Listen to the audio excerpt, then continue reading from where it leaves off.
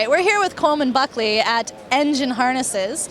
It's something actually I saw for the first time like a couple years ago, and I thought it was just like handmade, and now I see that it's here, and I don't really know much about it, but it's very interesting to me. So I'd love to understand where it started and how it works now. Yeah, well, what you saw was handmade when you saw it. I started probably about 4.5 years ago.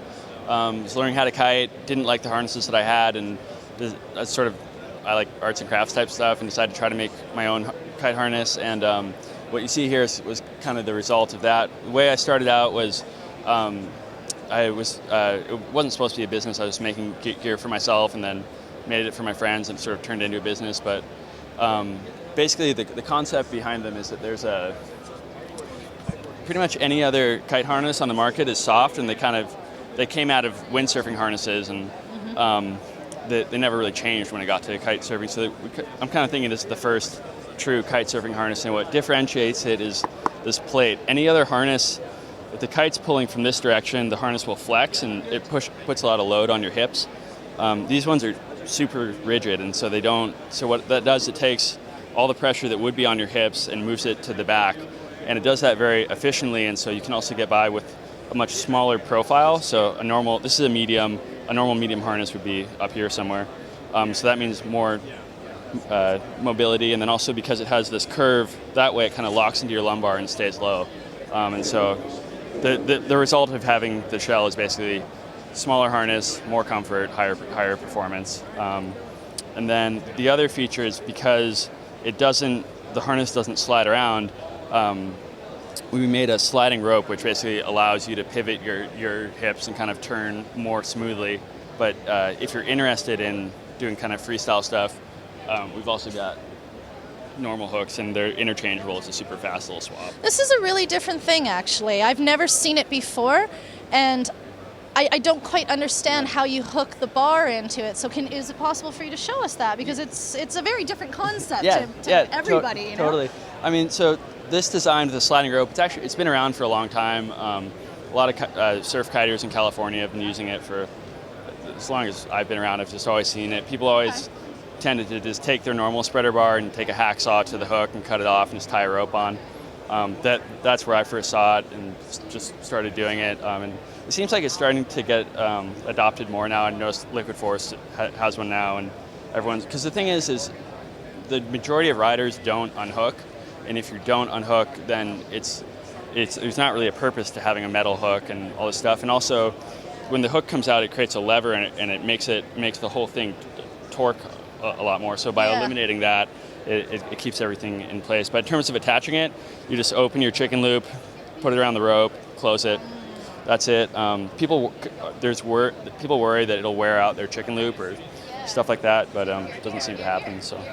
Yeah, I mean, it seems to make sense, especially for people that are smaller or girls. You know, that's the one thing we always have the biggest problem with, is it's always riding up here. So what's going to stop that? Is it how big this molding is? What stops that is the way that it has the curve here, and so that it everyone's back, in the lumbar area, there's a bit of curve, and so the curve of the shell locks into that and keeps it from moving up. And yeah, that definitely happens. I was teaching my little sister how to kite, and just kept noticing they would end up, and I was just like totally choking her out. It's awful. I was like, okay, we got to do something about that. And it seems like this really, So how do you actually get this curve to fit everybody's backs? Because in the beginning, people used to send you their profiles, and you sent them a mold or something. Yeah, exactly. Isn't that what you did? So when I started out, I had a piece of plastic that I'd send to people. They'd heat it up in their oven, mold it to their back, mail it back to me, which is kind of a big process, and then I'd use that as a mold and make a carbon fiber shell and pop that off the piece of plastic, and then build the harness off of that. So that way I'd copy people's backs exactly. And now for these harnesses, what we've done is I kept all those pieces of plastic, so I had a couple hundred impressions of people's backs sitting in my garage, and basically organized those by size and other things, height, weight, kind of figured out, basically put it all into a spreadsheet, got made a bell curve, figured out where the average was, and what these ones are is the average of all of those. So each size is a little different, sort of accounting for height and things like that. And then we're going to come back with the custom ones. I definitely don't want to let that part of it die. That's what we're working on now, so probably within the next year, hopefully. That's awesome. I think it's so cool. I've been waiting years to actually have a harness that fits me properly, so I'm very excited about your product. Thank you. Yeah, it's awesome. And so your lineup here, you have... Yeah, so we've got, one of them got stolen, so... They're already stolen. So this is the entry line. It's the Hex series. It's a fiberglass and honeycomb shell. They start retailing at $249.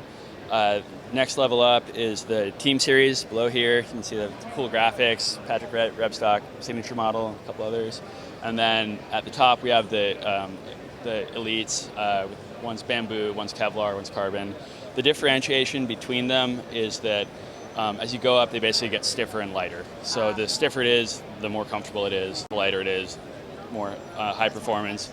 And then for the spreader bars, it's a la carte. So when you order the harness, you'll have a choice between, this one's short, we've got ones that are longer, but choice between a normal hook, the sliding metal bar, or a sliding carbon bar. So the difference between these is basically just weight. But it's pretty significant. The carbon one is super light. It's about, compared to a normal spreader bar, it's about 75% lighter. So it makes a big difference. Awesome. Well, it's cool. I really appreciate your time. It's so cool to meet you. Pleasure. And good luck. I think it's going to be really, really good.